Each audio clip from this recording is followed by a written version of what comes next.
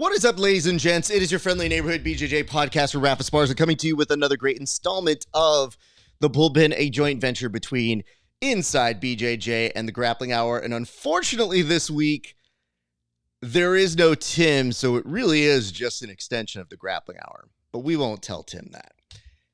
We love Tim. Tim is taking off some time right now. He will be back very, very soon. But for right now, we're actually going to move ahead because I got to change that border. That is not season 7. Somewhere in our organization of new scenes that somehow became the thing. But why don't we just go ahead and jump ahead to the next scene that does matter? Because we just got back from Vegas here, folks.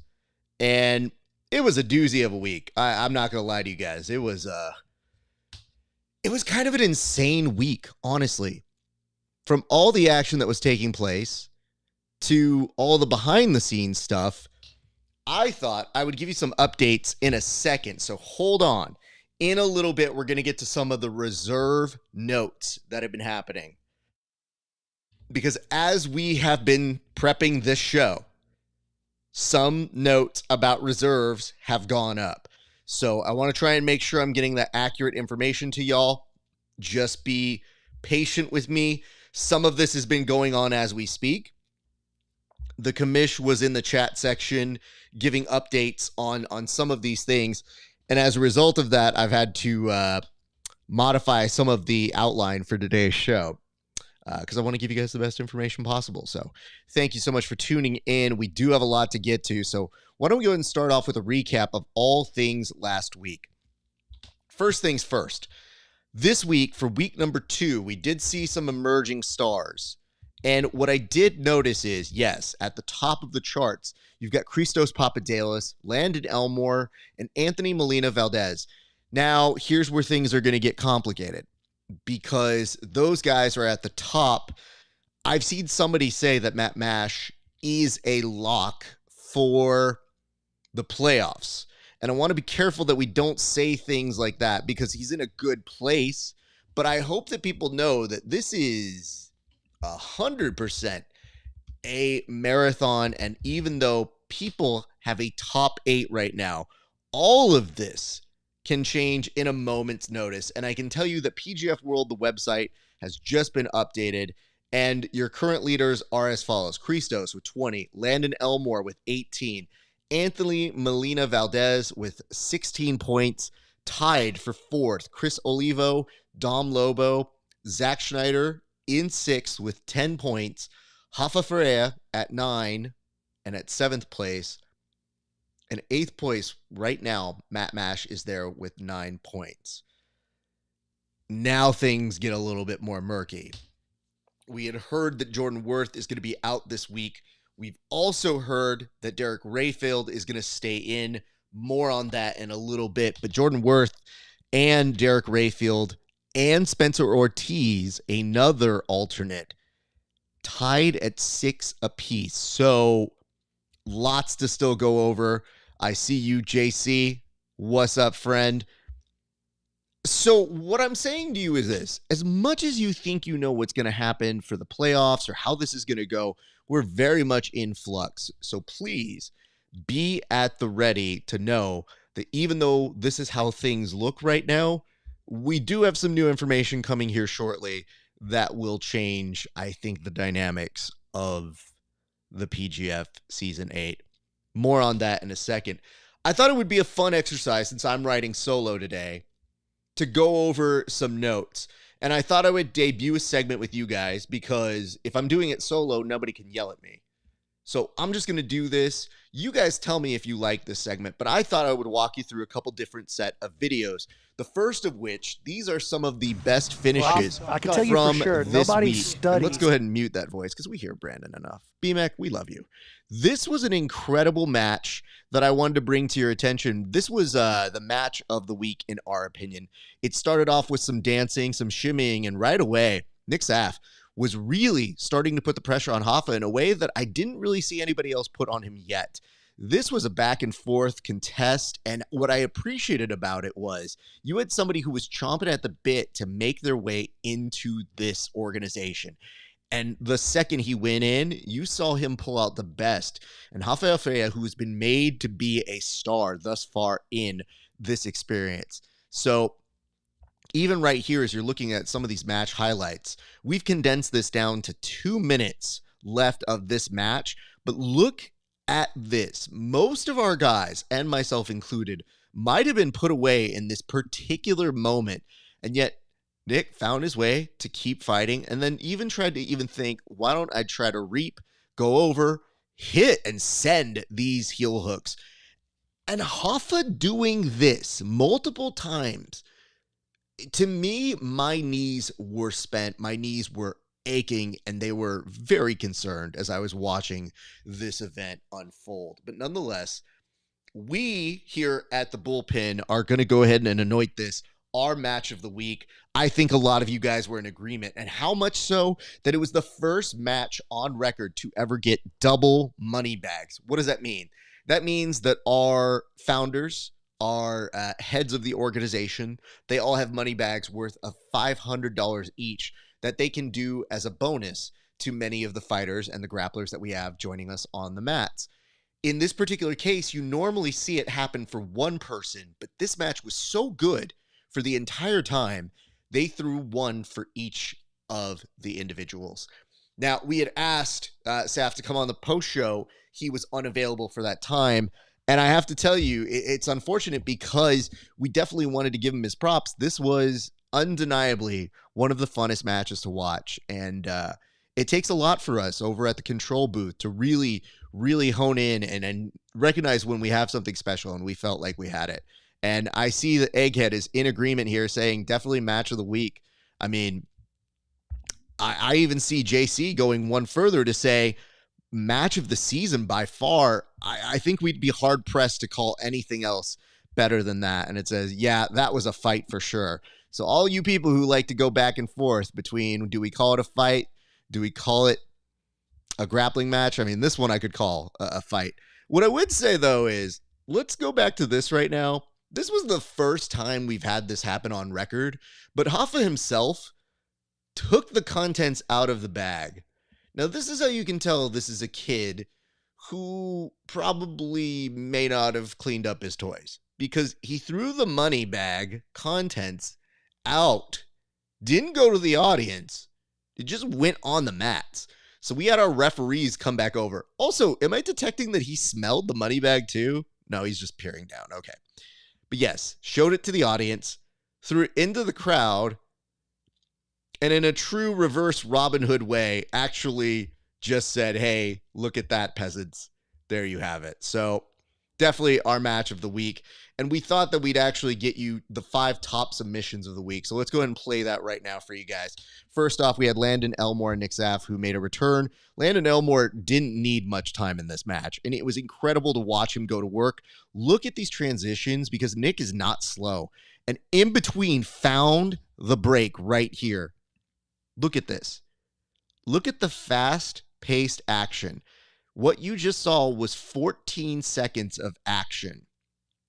And then look at how, in transition, Landon already knew he had this, and that he's able to cinch this up. Now, if I remember correctly, yes, I think I'm seeing it down below.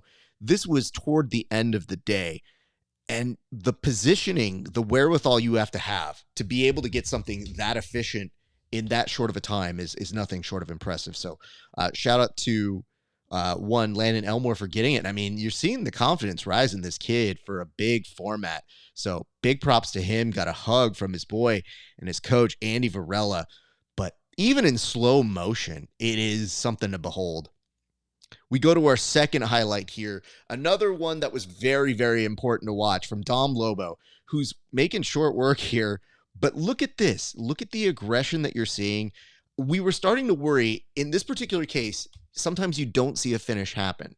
But when you have 3 minutes and 11 seconds, you think that's forever. Some people at the PGF have had that body triangle or that back control and still haven't gotten the finish. Dom Lobo's patience should be noted here. Watch the efficiency. Now watch him start to pick up on the head. He's pulling it up ever so slightly. He slips that underneath. And it's about this time that you think that Spencer's realizing he might be short on time. And I mean, Dom, with precision, with efficiency, continuing to make a name for himself. And I want to say this. I want to point this out to you guys. Watch Dom right here. It was kind of like, I don't know if I want to flex on you hoes yet, but maybe I'm going to flex on you a little bit. Like, it's the, I got somewhere else to be. So, Dom, if you get finishes like this, my friend, commit to a full-on, like, bicep show. Like, let's put on a gun show here, sir. You don't have to just down. No, man, take your fucking bow, sir. Like, that is some great work here by Dominic Loba. And you look at it one more time, slips it in perfectly.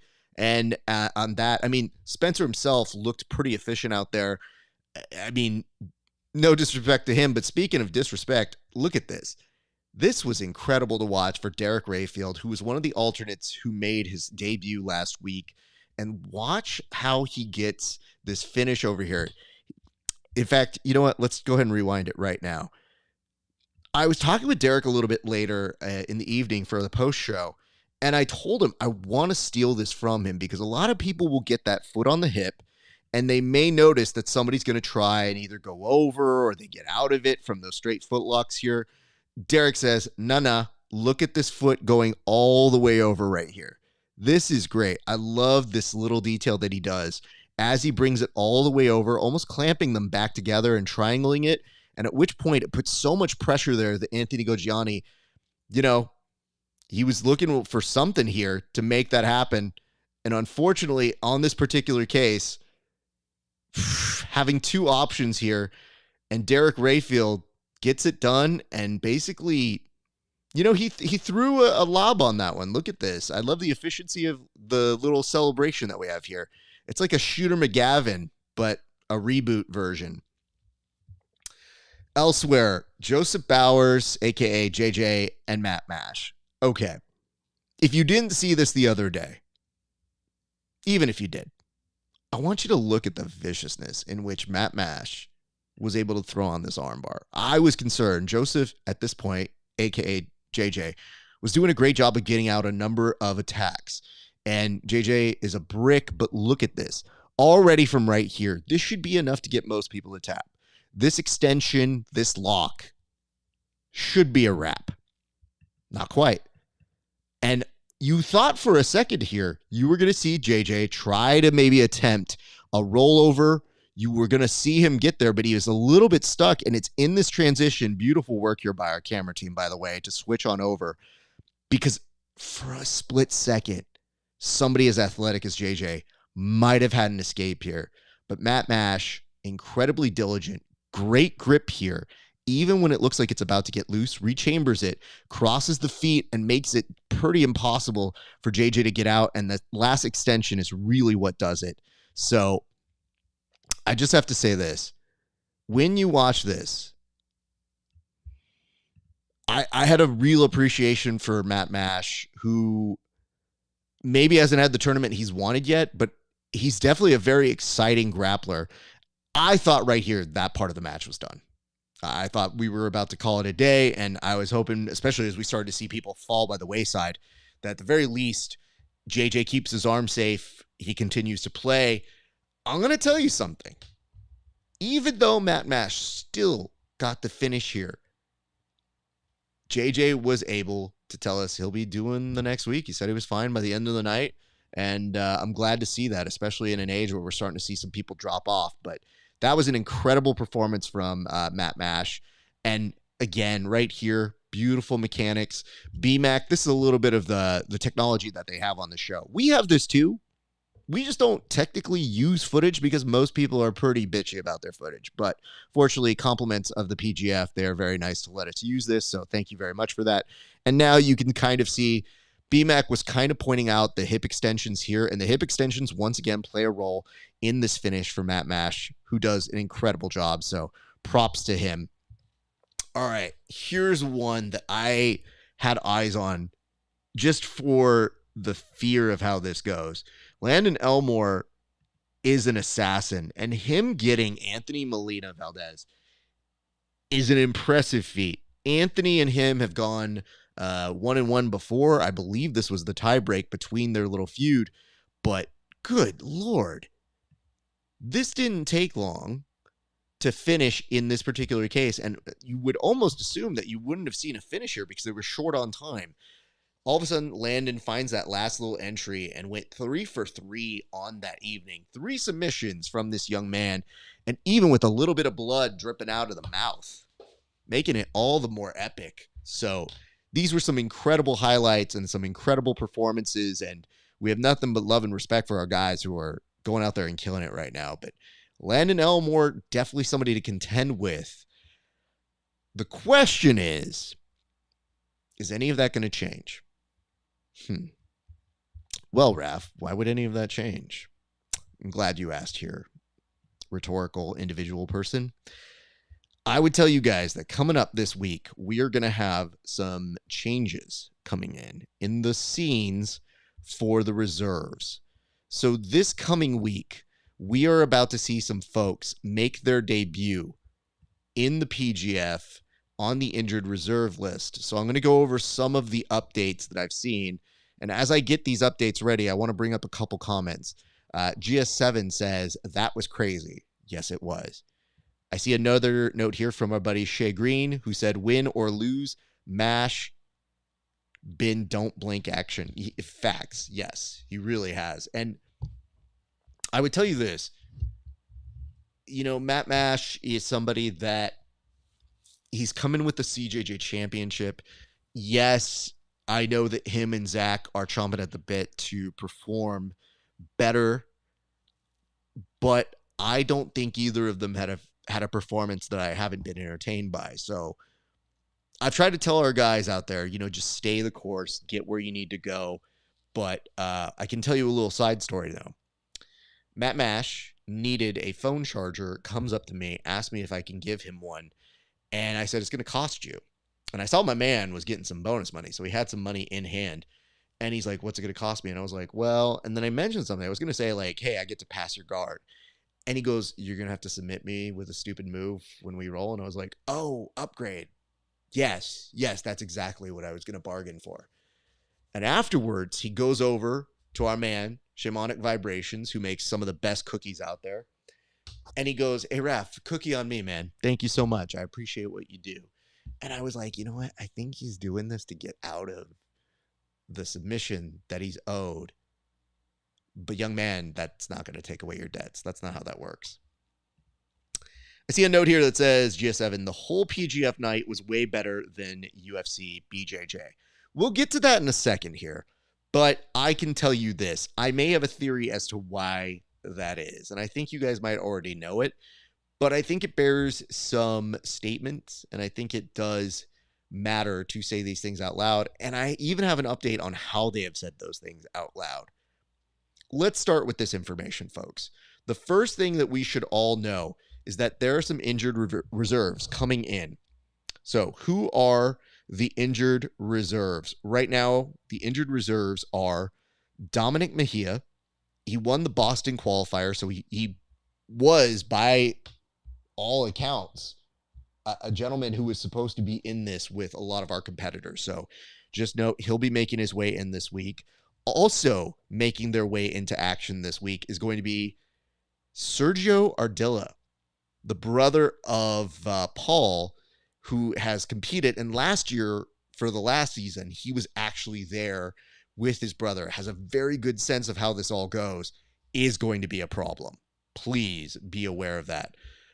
Matt Ferrialo, a black belt and MMA fighter from Florida, is making his way in.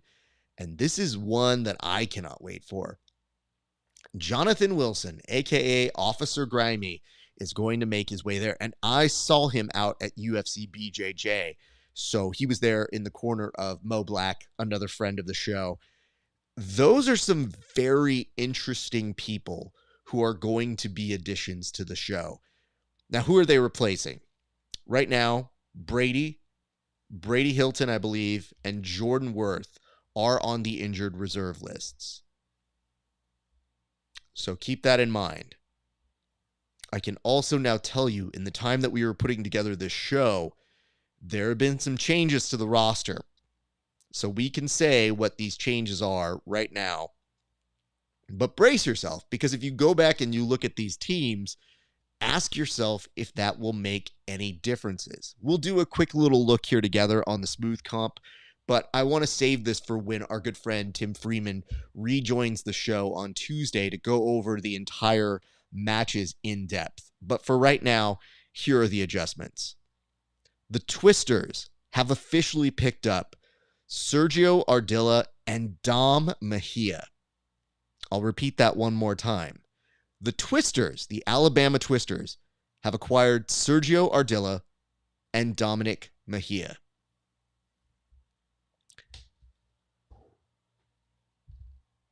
I think that's pretty game-changing. I think those are two very big additions to that team. What does that mean going into next week? We'll investigate a little bit more in just a second. But that means on the injured reserve list, you have Jonathan Wilson, Matt Friolo, and now joining the likes of the folks on the injured reserve list, it does look like Armin Bruni is going to be on the injured reserve list. It does look like the folks over from the Dollamur team are going to keep Derek Rayfield on there, who has points on board, would make a case for that.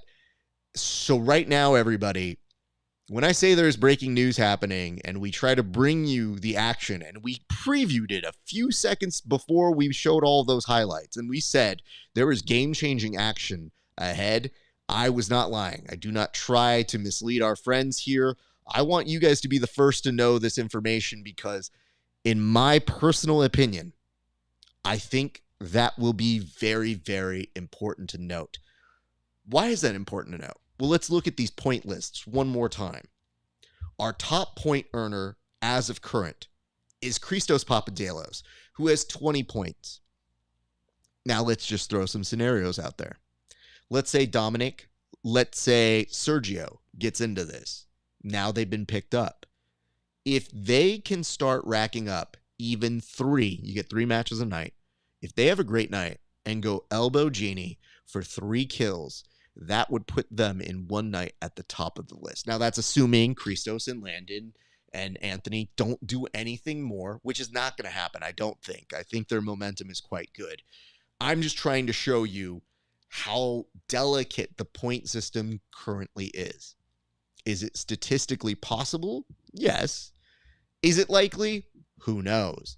I think that's part of the reason why you have to tune in next Wednesday. The action will begin again at 4 p.m., but before then you will want to watch our pre-show, and then after it's all done, you're going to want to stay for our post-show. But these are, I think, the important updates to note to let you guys know that. So yes, your current injured reserves that are still out there include Officer Grimy, Matt Friolo, and Armin Bruni. Now, Armin seems like he should be good to go again. We're hoping the best for him. I know he took off the week as a result of his injury, and I would love to see him get picked up. I'm not sure. We really didn't even get to see a full aspect of his game. We saw the day one actions of his game. The question is now that the teams have these free agents, it begs 2 questions. 1, who can be a free agent? 2, if those were the free agents you were holding on to, those are folks that could have, in a draft situation, probably gone for some money. Just putting that out there. And yet, what does that mean in a world where the guy who went for $1,000 in Dominic Lobo has been outperforming his price? Things to consider. I saw this in a note. It says the point system in the PGF means no one is really eliminated from the playoffs until the last day, which is true. Now, there's going to be some people who are probably going to be statistically eliminated. Likely is what we like to put it with. Having said that, there's always a chance. And Landon Elmore went on a run, but it wasn't an all-kill run. So that's why his points went up very nicely. And I'm intrigued to see how that continues to play out. But when you start seeing some of these alternates in week 2 get point system that put them just outside of playoff contention, I think that's where you realize this game is anybody's. And what does that mean for the teams? Well, currently the Alabama Twisters are in third place with 27 points. Right underneath them is the Tropic Thunders at 15. Those key players, I assume, have been brought in to try and even things out for them. That consortium of 9 different owners of the Alabama Twisters probably got together on their group chat and said, hey, this is the talent that's available. Let's go after it. And I got to tell you, this chat with the athletes and the coaches has been going off because everybody's trying to position and posture here. And there's one note that I saw from Andy Varela that says, oh, it's been deleted. Well, maybe I'm not at liberty to say that. All right. Good to know. See, this is how much news is changing on the regular here. Nonetheless, I would tell you guys, yes, Team Dollimer, 42 points, New Hope Kings, 35, Alabama Twisters, 27, and Tropic Thunders, 15.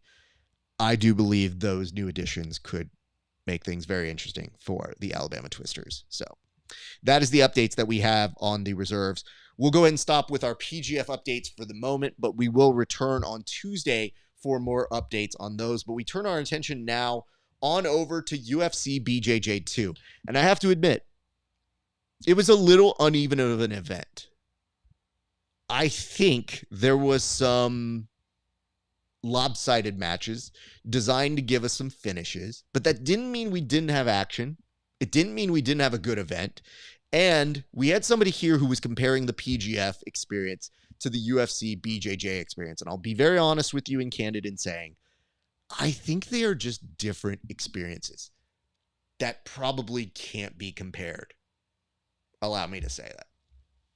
When we're talking about this right now, yesterday evening, the UFC BJJ was top-lined. Renato Canuto, one of our coaches at PGF, took on our good friend Andrew Tackett, started off with great action, ended up going a little bit back and forth, and then you saw the momentum go for Andrew Tackett's way, started putting on that pace, and with 10 seconds left, he did force a choke and got the tap from Renato Canuto, while underneath, Canuto just hung out there for a minute. People were asking themselves, who is Andrew Tackett going to call out? As if alluding to the fact there was going to be somebody else. They set it up on the commentary saying, who can stop this man?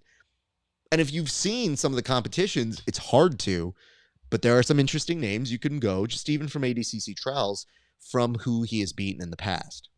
Having said all of that, Andrew Tackett elected not to call anybody out. So there's a little bit of a whimper there, but a good match. A good match. Before then, you had Mason Fowler going up against David Garmo. In my opinion, I thought Garmo was probably outsized, and I was wondering, in this particular case, how did this matchup happen? I'm happy for Garmo. I was very pleased to see him get his shot there, but I wondered how deep that pool is. And most people are going to turn down a match with Mason Fowler. Why is that? Well, that dude has incredible flexibility. He's very good. It is one of the reasons why he's a coach on The Ultimate Fighter. An incredible resource. Pretty good in just about any rule set. Can wrestle, has a great guard. But why? At the very end of that experience, you saw Mason Fowler say, hey, I need some big boys to come into this division, sign the paper, join us. William Tackett following suit. So what's unique about this organization that's saying, hey, come play with us, we're the big players here. It's kind of weird to not be able to do these call-outs because you don't want to overplay your hand.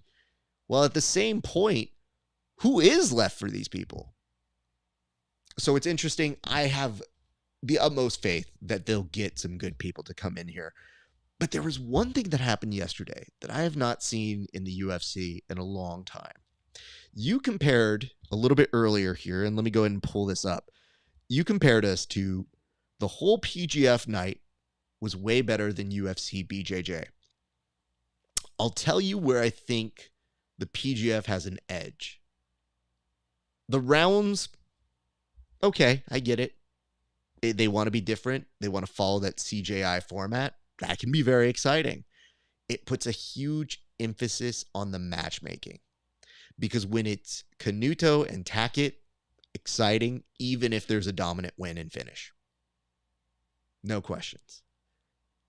There was a moment with the Kennedy Martial match where he won and said, I want a belt. And at the end of the night, Claudia got on the post presser and said, that wasn't a performance that's worthy of a belt. You're going to need to do more. And honestly, we need to figure out if you're somebody who's worthy of being brought back in here. And it's the first time in great memory I can remember the UFC organization looking at something critically and saying, yeah, maybe that wasn't as good as it could have been. We're so used to the spin of that event, it's great. It was great. It was great. Especially when we're paying $90 per UFC pay-per-view. They've notoriously been bad about taking constructive criticism over the years. But this was one of the first times I've seen them actually say, you know what, you're right. That kind of did suck. And why did it suck? Because if it's 3 5-minute rounds, you're stuck with it for 15 minutes. And we've seen what happens when you get super fights that are kind of boring for 15 minutes. Sometimes they're just matched up too well, or people are afraid to take risks. And I think that is where we have the edge at the PGF. I think the PGF has initiated this shot clock, this system, this format that makes the action so much more exciting. Because to me, to go from that from one night to the other night, it was night and day. But I will credit the UFC. When the matchmaking's good, it is fun to watch. But when it's rough, it stands out as being a little stilted. Almost like you're watching a UFC fight night that they didn't really care about the matchmaking, and it just kind of comes off a little boring. I love that it's free. I love that they're investing in that. I love that they're even trying to get people involved by encouraging gyms to share videos of them doing hosting parties for UFC BJJ, because I think they recognize most gyms are training at the time the event's going on, and a lot of these people have big gyms and followings. And additionally, I'll even say this. I think it's also interesting to see the UFC say, we will give you prizes for recreating the moves that are done that night. So if they saw a finish they liked, they can recreate that. But I really did enjoy going to my gym as soon as I got back from Vegas, and I got to share some of the highlights from our friends in the UFC BJJ event and showing them, like, this is what it's like to compete at the top tier of our sport. So major props to them. So anyway, I'm going to see that this might be a little bit interesting, but it goes, interesting data point. These are the top 10 most rostered athletes on fantasy squads. Jet, Hoffa, Lando, Christos, Molina, Mash, Dom, Brady, and JJ and CJ. Got it. Okay. And it says, well, didn't format that correctly. Oh, geez. But I get what you're saying. I think there is some interesting statistical analysis to be done on who is truly making the most points per match sort of thing going on. I think that information is going to be coming throughout the next few weeks. I know Egg is working on that sort of stuff. But UFC events are feeling artificial in terms of matchmaking and dialogue. For sure, dialogue is not very exciting. I also don't love that they do the interviews like they're just chilling at the top of the bowl. That one, it just doesn't work for me. I don't like that. Like, just because you get the athlete kind of hanging up on top, but it looks like they did the championship main events inside of the bowl because there's the title presentation. It's all over the place. And I noticed this. Exclusive athletes / superstars seem to be getting some special favor. I'm thinking about the match in May with Fionn. Yeah, I mean, I'll chalk it up to this. I think that's one of their first at-bats. So I don't know that they have it all figured out yet. I'm willing to give them some time to look at it. But I think these things going back-to-back, night after night, is not the best. I think we're starting to learn some of the pros and cons of that world. So just some observations. We're going to give some quick notes here, guys. We are already going up on about 40 minutes, and we will be getting this done sooner than later. But we do have some notes to present. It does look like Quintet is going to be making a return. It has been great. And just to talk a little bit about Quintet, like the format, the team format has been something that has been incredible to watch play out. And we're so happy to see them make a return. I'm kind of a huge fan of the staying in until you can't stay in anymore format. A lot more places have adapted the rule set where you do more of a dual meets. I think those are cool too, but something about the Quintet returning is pretty great. But they just did a press conference with Sakuraba, and they were letting people know that the next event is going to take place out in Dubai, and it looks like it's taking place on October 23rd, 2025. So we welcome the return of Quintet, one of the best showcases, and arguably someplace that Craig Jones has such an affinity for. That is part of the reason why CJI, this format for the upcoming version, will be that. Another interesting tidbit I found over the week was that Stephanie McMahon, the billion-dollar princess herself, has said that she has recently gotten into jiu-jitsu. Recently, she took a leave of absence with the WWE, and when she did, she said that she felt a lot of pressure, but that she needed to go find herself. And so Stephanie McMahon actually was talking in an interview that she had with John Cena, and they released it, an extended version of their conversation, on their YouTube channel. And in there, she revealed that she gets a lot of her confidence now coming from the world of jiu-jitsu. And I just wanted to say, that one kind of just flew under the radar. But Stephanie McMahon, I think it's dope you're doing this. I haven't seen Triple H. Actually, I can't say that. That dude has heart problems. I can't make fun of him for that. But I never saw Triple H train jiu-jitsu. He might have. He had submissions every once in a while. But I think that's dope. So I think that might be something that likely could have happened if they were getting their kids involved or she just wanted to do something new. But I do wonder, now that the UFC is affiliated with the WWE in having a parent in the TKO Corporation, maybe that's why they're way more willing to talk about these things and to share these sorts of crossovers, because it's good for business. That's the whole point of the WWE. They literally say best for business. But I found that fascinating, and especially in this, I will take her at her word when she says it is a stress reliever. It is a way to clear your mind, because for so many of us, it gets used as a form of therapy. And I think I would hope that other people find that sort of redeeming quality for it. So props to her, and props to, man, just really finding her way into this crazy, crazy world known as jiu-jitsu. So, Steph, do me a solid, though. Don't slap anybody. There is a version called Combat Jiu-Jitsu, now that I'm thinking about it, that Stephanie McMahon would actually be really good for. If you've never seen her slaps, they're pretty good. Just saying. Think about it, Steph. Get you in one of those special combat jiu-jitsu matches. I know a place. You can come do it at Subversive. It'd be great. But nonetheless, welcome to the world of jiu-jitsu. We get an update here from Egg, who says PGF Season 4 used the Quintet format. Yeah, that is correct. I know in the formatting, we had it go kind of like Quintet did them first. Subversive was right there too. We were one of the first to use the dual style meets, and even had a really, really fun contest with the 10th Planet folks. Team Lloyd Irvin was a team on that one, and then they continued to do that, and people like Nikki Rod were on our events. I think you've even seen like Giancarlo, Fione, some really, really big names have done those in the past. And then, yes, we've seen it through other places like now upcoming CJI and PGF in the past. And I think that's really dope. That's really good to see. All right, let's move on to our next one. This is a pretty big one here, guys. The ADCC has announced their upcoming dates for the ADCC Worlds. And they also announced the location. So it looks like coming up this next year, ADCC is going to take place in Poland.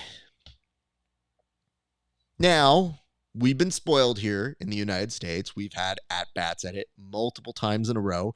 Normally, they travel from place to place. But it does look like this time they're going to be in Poland. And why is that noteworthy to us here in the States? Well, us here in the States, it means that we will need to basically be, I think it's 9 hours back from where they are over there. So it is going to change viewing habits. And this is really going to test a lot of you guys for your viewing habits, because children, there was a time where we didn't have it on Best Coast time or East Coast time. We literally would be up until all hours of the night watching these events. And if you knew what I'm talking about, that means you're a real one. If you don't, then that means you came into it when the sport was starting to emerge, when it started getting to the United States and going up big there within the past 6 years. So right now, it looks like they're going to be September 12th and 13th, 2026. And it is in Poland. Tickets are on sale now. Godspeed if you're going there. I also do wonder this, and I'll say this as somebody who has no particular knowledge of the insights here, but I wonder if they're able to sell out better there, or maybe going somewhere to a foreign destination takes the pressure off of having to do a massive gate.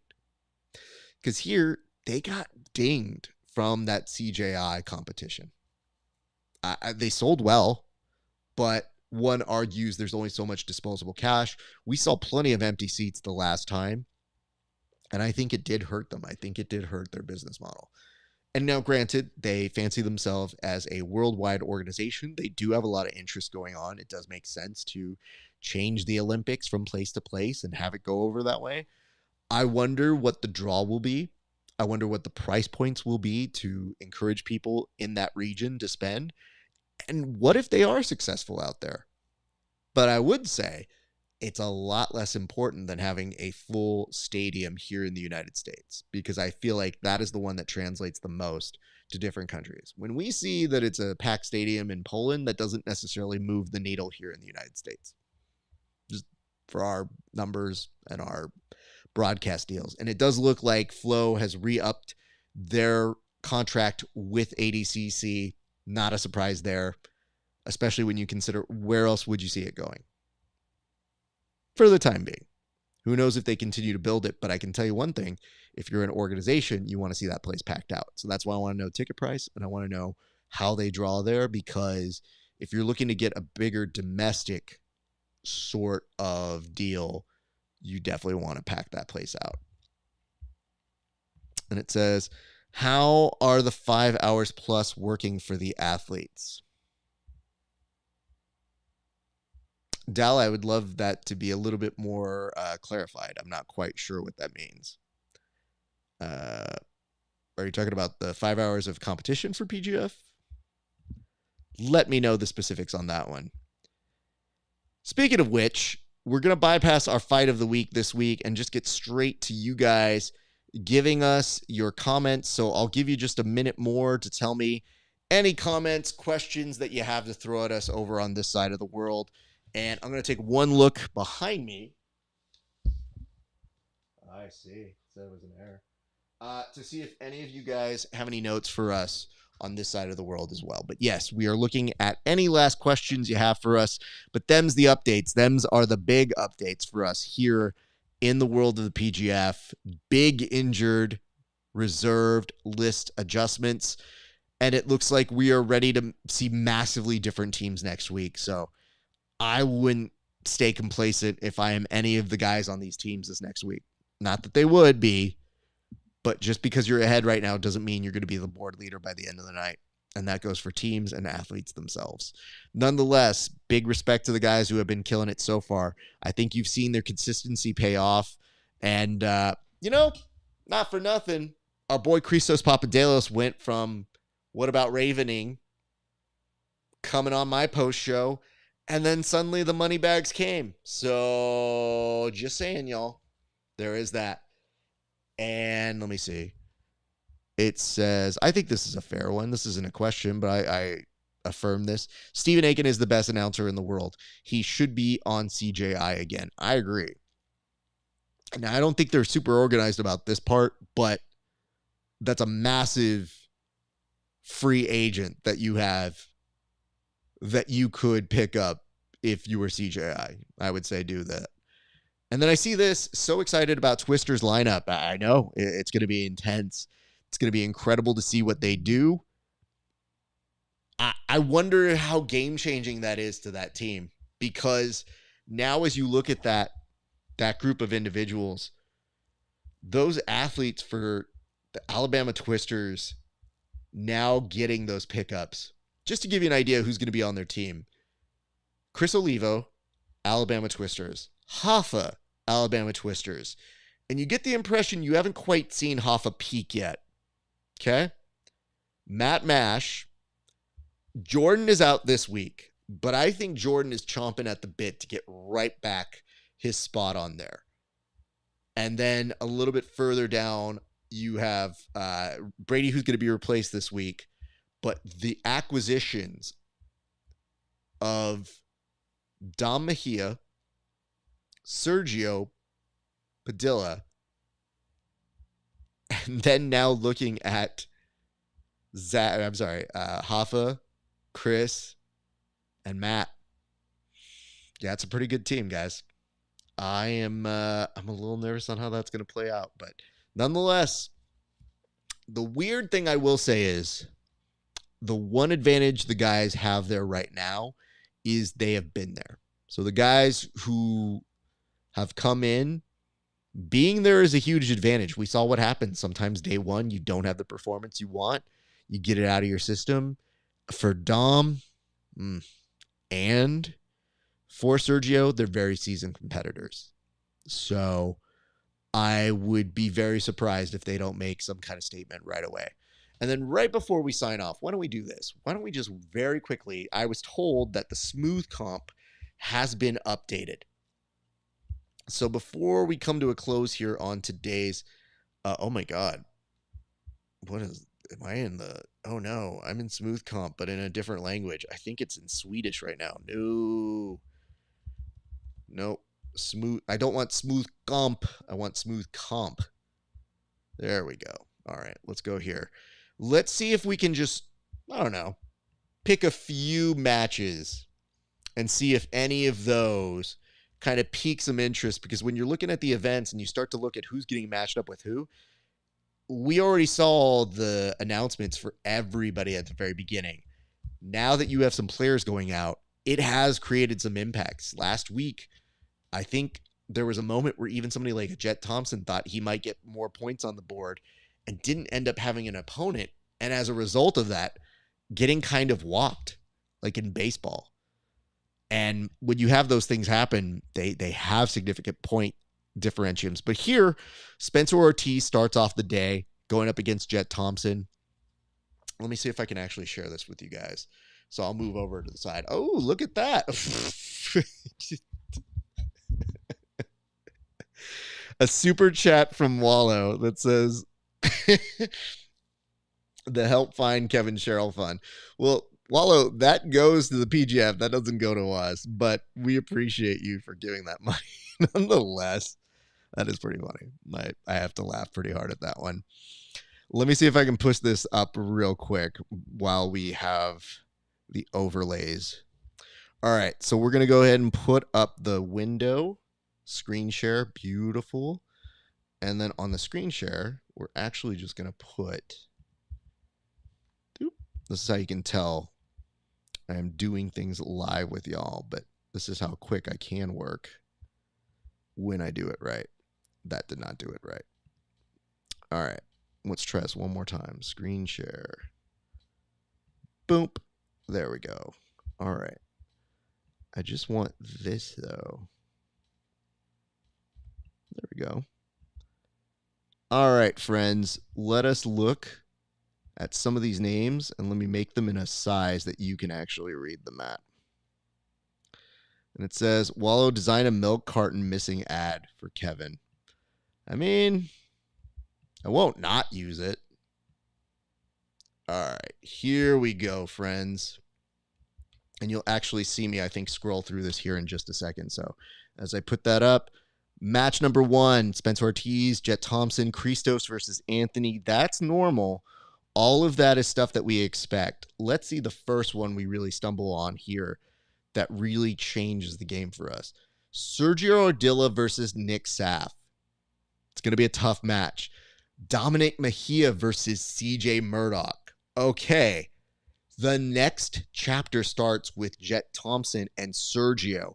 And I have been told I think that Sergio is a good opponent for Jet Thompson. I think they've competed against each other before. I could be wrong in that particular regard. Then you have Anthony Molina Valdez, who might have been hoping for just a rando. Nope, he doesn't have a rando. He has Dominic Mejia, who is anything but a rando, in my opinion. So you have those folks who have been integrated. And then even seeing how this plays off, a Derek Rayfield versus Zach Schneider is a banger of a match. So I'll do one more just to kind of like look and see how this plays out. But on week 3, I'm going to look and find the last matches. Now on here, it has Robert Blackledge's name. So I'm not sure if he's coming back. I was told that this was updated all the way through. We'll get more information here on that in the coming days. But I think here you can see, yeah, there are some deep implications on how this is going to play out, because Sergio Ardilla, in his first day of competition to end the day, is going up against Landon Elmore, who has been a points leader all the way through. So if I'm a competitor, I wonder how they feel about this. Spencer Ortiz, Christian Olivero, sure, that's kind of another thing that makes sense. But a lot of these guys thought they knew who they were going to go up against, and I think it is slowly changed on them, and I am intrigued to see how that plays out. So thanks, you guys, for that. Appreciate y'all indulging me for a second. And it says, so much research to do before next week. Yeah, the person this really affects is poor Egg, who's sitting there going, well, I thought I was going to have some time off, but I guess I don't get to enjoy my weekend now. Sorry about you, Egg. There's no rest for the wicked, or even the unwicked here. But if you guys haven't checked it out, I think you want to go to eggheadwarrior.com, get your information from him. I mean, not that it's helping him win my fantasy group, but maybe it can make you more informed so that you make better decisions. Nonetheless, eggheadwarrior.com, go check that out. He's going to be updating that soon. I know he had an update going into traveling, which, by the way, traveling and updating a website is incredibly tough, but he is one of the people who has done that. So big props to him. Give him some love. Give him some appreciation. All of that does help us here. And it says, oh, I better get those boys on fantasy. Ooh, I wonder how much this is all going for now. And I got one more question for you guys. Do you think that has any implication on the betting lines? That's why I wait before I ever cast any kind of wagers. So anyway, ladies and gents, thank you so much for watching again this week. That's going to do it for us here at the Bullpen. I will see you back on Tuesday live for the show with Tim. If you can't watch that, don't worry. You can catch the replay of that right before the action takes place on Wednesday evening, afternoons, depending on where you are. But for us, you'll see us be the lead-in to the action. And then once the action's all done at 4 p.m. Best Coast time, when you watch the action, 30 matches happen. After that, you're staying with me to watch the post-show. And I think that's a lot of fun. Ladies and gents, my name is RAF ESPARZA. If you like the show, like, comment, and subscribe. Find me at the Grappling Hour. You can find me on patreon.com/Grappling Hour. Give you boys some love. I got so many interviews, and guess what? Just because I love you guys. Right here. I got like an exclusive interview that I did with Landon Elmore, and I got an exclusive interview that I've done with Juan Martinez. 2 young kids that I have a lot of respect for and who are in the season. Those are going to be making their debuts on YouTube, but you can go find them first for free coming up early next week. Before they go on YouTube, you can see them for free next week. They're all behind a paywall right now for my people, but I'm going to give it to you guys first before I give it to the YouTube yahoos. So that's what I got for you guys. It has been a great day for grappling. We'll see you back on the mats.